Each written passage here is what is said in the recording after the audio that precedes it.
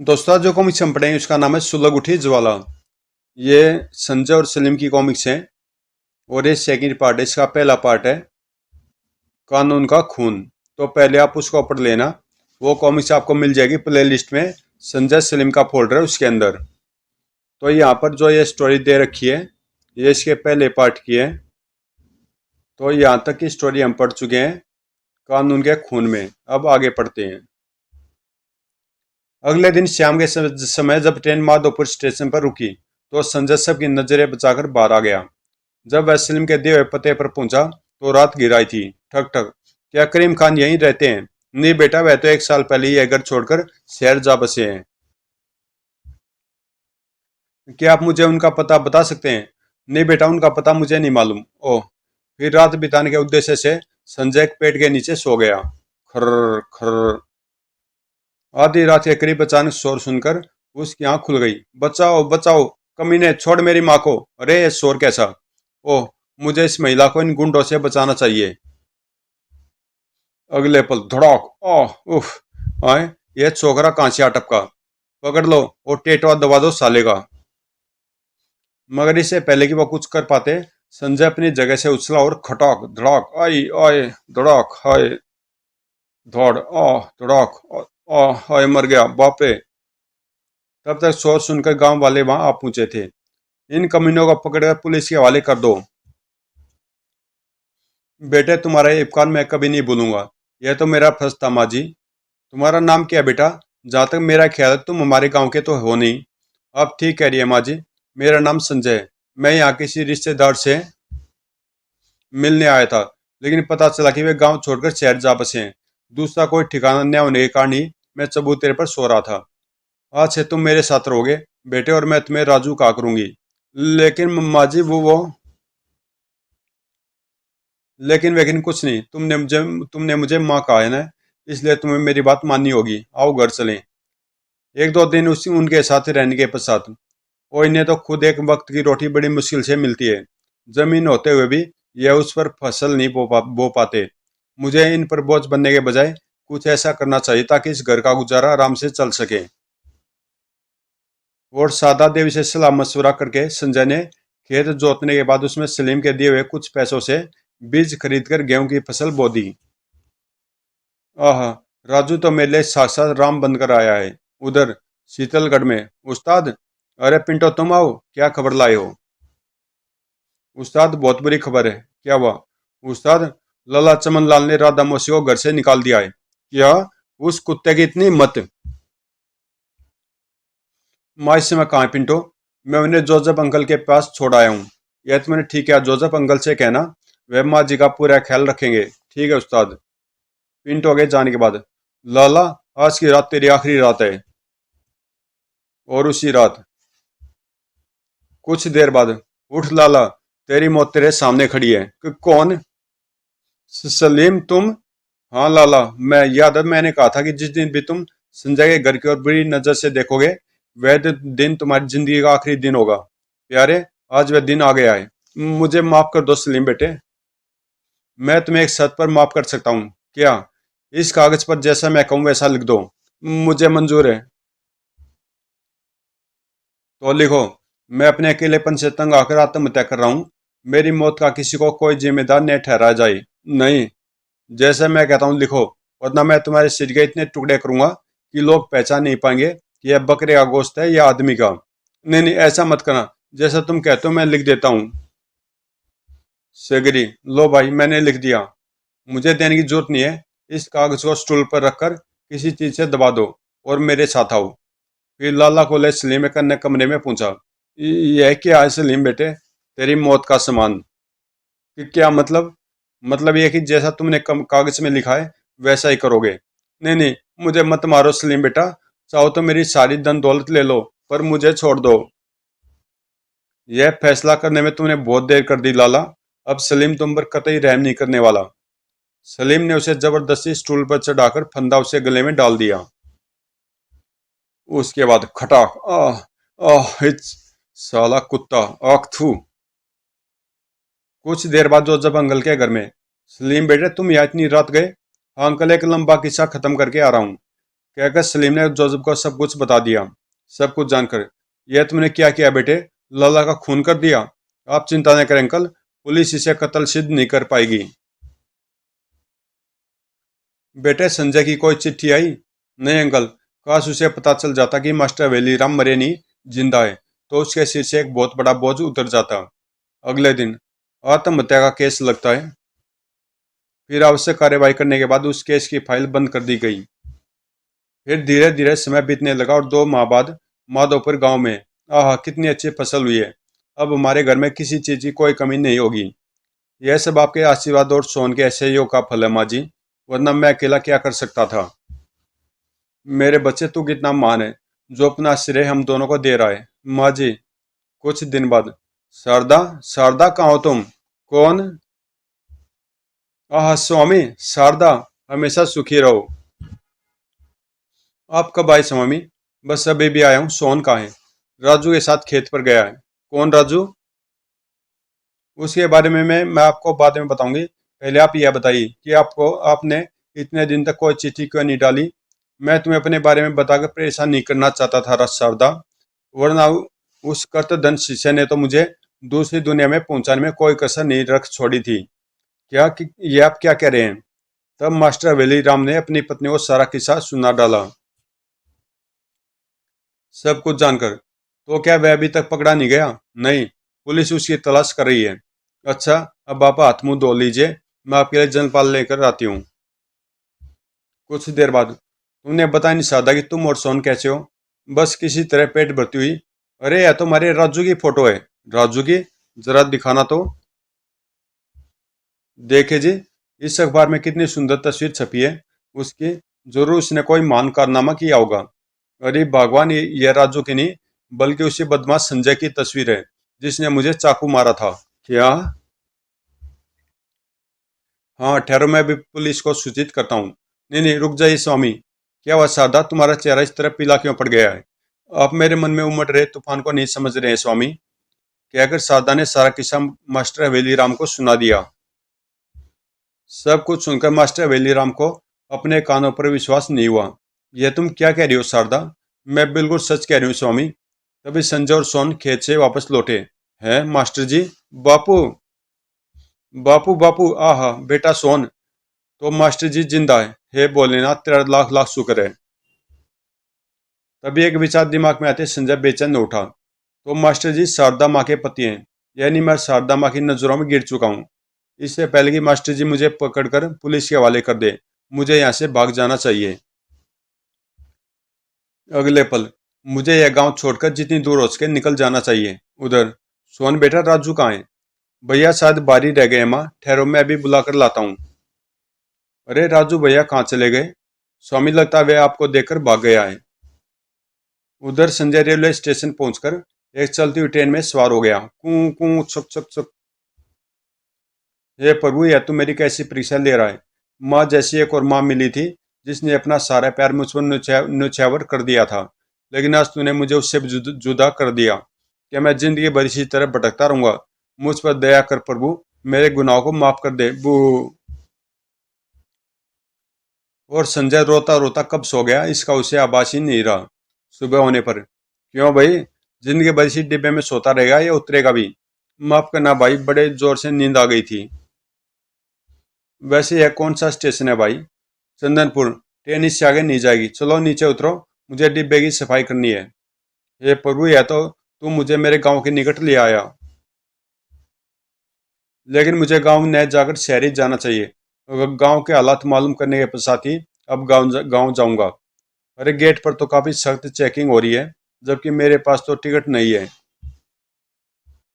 कुछ भी हो, मुझे बाहर निकलना ही होगा। अगले पल, अरे उफ, पी पी, पकड़ो पकड़ो, मुझे इन पुलिस कर्मियों से जल्दी पूछा छुड़ाना होगा, वरना फंस जाऊंगा। दौड़ते दौड़ते वह गोदाम नुमा बिल्डिंग में घुस गया। अरे कहाँ चला गया वह छोकरा? आते तो इसी तरफ देखा था। ओह, जान बची। तभी, चुपचाप बाहर निकल आओ छोकरे। ओह, कौन हो तुम और पुलिस से क्यों भाग रहे थे? मेरे पास टिकट नहीं था, इसलिए सिपाही मेरा पीछा कर रहे थे। उस्ताद, मुझे तो यह पुलिस का कुत्ता लगता है। हो सकता है ऐसा कतई से नीचे तय खाने वाली कोठरी में बंद कर देते हैं। बॉस आकर इसका फैसला करेंगे। फिर संजय को नीचे तय खाने में लाकर एक कोठरी में बंद कर दिया गया। उनके जाने के बाद फिर किस मुसीबत में फंस गया मैं। तभी वो उधर नाली में क्या चीज छुपाई हुई है। जैसे उसने नाली में हाथ डालकर बाहर निकाला, वो यह तो डायरी है, मगर इसे इतने रहस्यमय ढंग से क्यों छुपाया गया है। उत्सुकतावश उसने डायरी खोली और पहले पृष्ठ पर नजर पड़ते ही, हैं, यह तो पिताजी की डायरी है। जयप्रकाश, लेकिन पिताजी की डायरी यहाँ कैसे। संजय ने जल्दी से डायरी के पन्ने पलटे। आज मेरे पार्टनर शिव प्रसाद ने मुझसे रिवॉल्वर की नोक पर तमाम व्यापारिक दस्तावेजों पर दस्तखत करा लिए हैं। यानी एक प्रकार से उसने मुझे भागीदारी से हटाकर सारे कारोबार को हथिया लिया है। मैं उसी कैद में हूँ और मुझे अपने प्राणों का भी खतरा है। वह कभी भी मुझे मौत के घाट उतार सकता है। पूरी डायरी पढ़ने के पश्चात तो पिताजी का कत्ल किया गया था और कातिल है उनका पार्टनर शिव प्रसाद। यानी मैं इस समय शिव प्रसाद के गोदाम में कैद हूँ, उसी से हम। ए चल हमारे साथ। संजय को लेकर वह बदमाश ऊपर गोदाम में पहुंचा। ओह, मेरे पिता का कातिल शिव प्रसाद।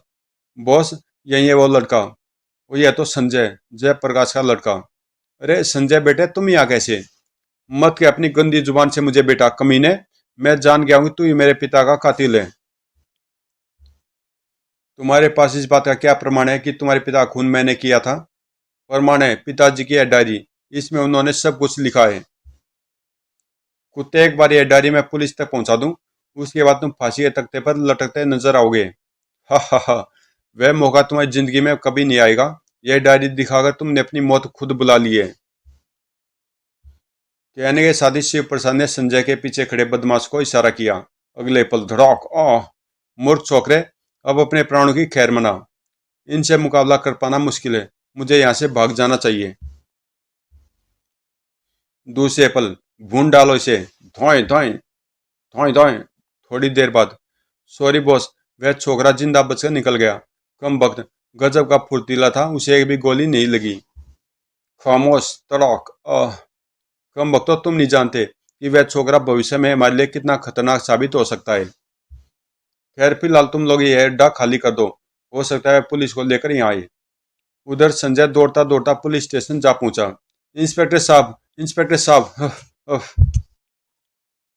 अरे यह तो संजय, जिसने मास्टर वेली राम पर कातिलाना हमला किया था। अगले पल, सिपाहियों, गिरफ्तार कर लो इसे। लेकिन इंस्पेक्टर साहब, मेरा कसूर क्या है। बहुत खूब, अपना कसूर पूछ रहे हो भगोड़े मुजरिम। क्या मास्टर वेली राम को इतनी जल्दी भुला बैठे। मार गए। मैं तो जोश में होश ही खो बैठा और यह भूल ही गया था कि मैं घोषित मुजरिम हूँ। दूसरे दिन, आज ही ताजा खबर, मास्टर वेलीराम का हमलावर पकड़ा गया। दूसरी तरफ, चलो यह भी अच्छा हुआ, अब कम से कम 5-6 साल के लिए तो उससे पीछा छूट जाएगा। सलीम बेटे, क्या संजय का कुछ पता चला। हाँ माँ जी, लेकिन खबर अच्छी नहीं है। क्यों, क्या हुआ। संजय भैया को कल पुलिस ने गिरफ्तार कर लिया है। अब क्या होगा सलीम बेटे, क्या सरकार उसे फांसी पर चढ़ा देगी। नहीं माँ जी, लेकिन मास्टर जी पर कातिलाना हमला करने के जुर्म में उसे 2-3 साल की सजा तो होगी ही। कुछ दिनों बाद संजय पर मुकदमा चला। मास्टर जी, जरा गौर से देखें, क्या यह वही लड़का है जिसने आपकी जान लेने की कोशिश की थी। आप चुप क्यों हैं। जवाब दीजिए कि यह वही लड़का संजय है ना। नहीं नहीं नहीं। हैं, अरे, या अल्लाह, ये आप क्या कह रहे हैं विलीराम जी। आप होश में तो है ना। मैं अपने पूरे होशोवास में हूँ वकील साहब। यह वो लड़का नहीं है। और फिर समस्त गवाहों के बयानात सुनने के पश्चात अदालत संजय प्रकाश वल्द जयप्रकाश को बेकसूर मानती है और उसे बाइज्जत बरी करती है। आहा, हे प्रभु, तेरा लाख लाख शुक्र है। मेरा बेटा। साला सांप छूट गया। अब तो मुझे इस साले का सिर कुचलना होगा। माँ, मेरे बेटे। सलीम, मेरे भाई। मुझ गुनहगार को माफ कर देना माँ जी। उठो बेटा, हम सब ने तुम्हें माफ कर दिया है। मास्टर जी, मुझे माफ कर दीजिए। उठो संजय, मैंने तुम्हें माफ किया। तत्पश्चात, अच्छा राधा बहन, अब मुझे आज्ञा दीजिए। कुछ दिन हमारे गांव रुक जाते तो अच्छा होता भैया। नहीं बहन, अब मैं चलूंगा, मौका मिला तो फिर आऊंगा। मास्टर जी के जाने के बाद, माँ, मास्टर जी ने तो मुझे माफ कर दिया, लेकिन मैं उस पापी को कभी माफ नहीं करूंगा जिसने पिताजी का खून किया था। यह तू क्या कह रहा बेटे? मैं ठीक कह रहा हूँ माँ। पिताजी का खून उनके भागीदार शिव प्रसाद ने किया था। क्या? तब संजय ने उन्हें सारी बात बता दी। तभी वैर अवैध सपोला, और इससे पहले ही संजय आदि आदि में से कोई कुछ समझ पाता, खटाक आई संजय मेरे बेटे।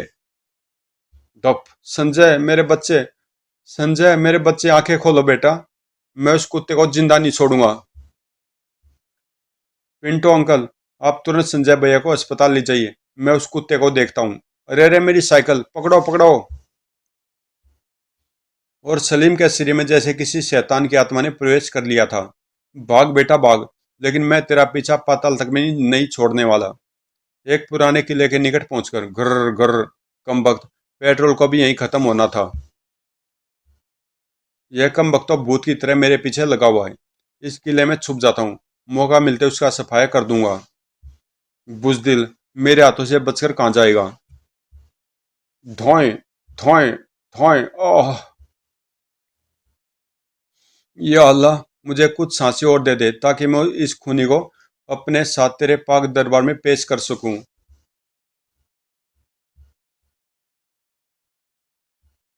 और अल्लाह ने जैसे उसकी फरियाद सुन ली, उसमें एक नई शक्ति का संचार हुआ और वह उठकर लड़खड़ाता हुआ एक तरफ चल पड़ा। मैं दूसरी तरफ से किले के ऊपर पहुंचूं। इधर शिव प्रसाद भी दूसरी ओर की सीढ़ियों की ओर बढ़ रहा था।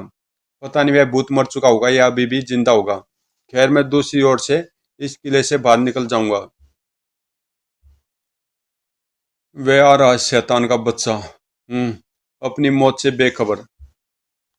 और जैसे शिव प्रसाद सलीम के नीचे से होकर गुजरा, या अली, ओ नहीं, नहीं आई, धड़ाम। आह। उधर, इससे पहले कि जोसेफ अंकल संजय को अस्पताल ले जा पाते, संजय ने दम तोड़ दिया था। नहीं। आह। ओ गॉड, यह तूने क्या किया?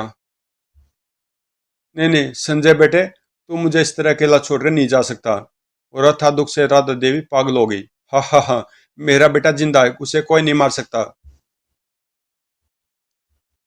उसके कुछ दिनों बाद जब जोसेफ अंकल को सलीम की मौत का पता चला तो उनकी भी हत्या गति बंद हो गई। सारी कहानी सुनाने के पश्चात जब चंद्र के पिता सत्यनारायण जी चुप हुए, अंकल यह तो आपने काफी दुख भरी कहानी सुनाई। अगले दिन अस्पताल में, मुबारक हो सरपंच जी, आज वर्षों बाद राधा बहन का पागलपन दूर हुआ है और वे इस समय पूरे होशोहवास में है। क्या सच? जी हाँ, आइए मेरे साथ खुद चलकर देख लीजिए। सभी डॉक्टर के साथ उस कमरे में पहुंचे जहाँ राधा देवी लेटी हुई थी। संजय सलीम को देखते हुए प्रसन्नता से चीख उठी, संजय सलीम मेरे बच्चों। माँ जी, भगवान का शुक्र है कि आपकी चेतना वापस लौट आई। चेतना लौट आई? क्यों रे, क्या हुआ था मुझे? राधा बहन, आप वर्षों से पागलपन की अवस्था में थी, लेकिन आज संजय को देखकर आपकी चेतना वापस लौट आई। ये आप क्या कह रहे हैं? कौन है आप? अरे मुझे नहीं पहचाना, मैं सत्यनारायण हूँ बहन। अरे सत्य भैया, तुम इतने बूढ़े कैसे हो गए? क्या बीमार पड़ गए थे? बीमार नहीं पड़ा था बहन, बल्कि समय की चलती धारा ने मुझे बुढ़ापे में डाल दिया है। फिर आप भी तो बूढ़ी हो गई हैं। अंकल ठीक कह रहे हैं माँ जी। माँ जी? अरे तू मुझे माँ जी कब से कहने लगा? तू तो मुझे हमेशा माँ ही कहता था। यह तुम्हारा बेटा नहीं है राधा बहन, बल्कि मेरे बेटे चंद्र का दोस्त संजय है। ये और सलीम आज ही राजधानी से हमारे गांव आए हैं। हाँ, इनकी शक्लें तुम्हारे बेटे संजय और उसके दोस्त सलीम से बिल्कुल मिलती जुलती हैं। नहीं नहीं, ऐसा नहीं हो सकता संजय बेटे, कह दो कि यह सब झूठ है। यह सच है माँ जी, पर बेशक मैंने आपकी कोख से जन्म नहीं लिया, आप मुझे अपना बेटा समझे। संजय की बात सुनते ही माँ जी, माँ जी आंखें खोलिए माँ जी। अरे इनके तो हाथ पैर ठंडे पड़ते जा रहे हैं, प्लीज डॉक्टर अंकल जल्दी से इन्हें देखिए। सॉरी, ये दम तोड़ चुकी हैं। क्या? ओ नहीं, हे ईश्वर, बेचारी राधा बहन। अंकल लगता है इनकी आत्मा को यह बूढ़ा शरीर छोड़ने के लिए हमारे आगमन का इंतजार था। वो कितने बदनसीब हैं हम, ना कि इस गरीब की मौत का कारण बने। धीरज रखो बेटा, इसमें तुम दोनों का कोई कसूर नहीं है, शायद ईश्वर को यही मंजूर था। हाँ बेटा, तुम्हारे अंकल ठीक कह रहे हैं। फिर समस्त गांव वालों के सामने संजय ने ही एक बेटे के रूप में राधा देव की चिता में अग्नि दी। अंतिम संस्कार व विधि विधान कार्य करने के पश्चात संजय सलीम 2-4 दिन उस गांव में और रहे। फिर उनका मन उस गांव में नहीं लगा। दोनों अपने दिल में अनजाना सा बोझ महसूस करने लगे थे। अतः एक दिन बिना किसी को कुछ बताए वे राजधानी वाली ट्रेन में सवार हो गए। घर लौटते समय भी उनका हृदय अथाह दुख से भरा हुआ था। समाप्त। तो दोस्तों, ये कॉमिक्स में यही समाप्त होती है और मिलते हैं किसी अगली कॉमिक्स में।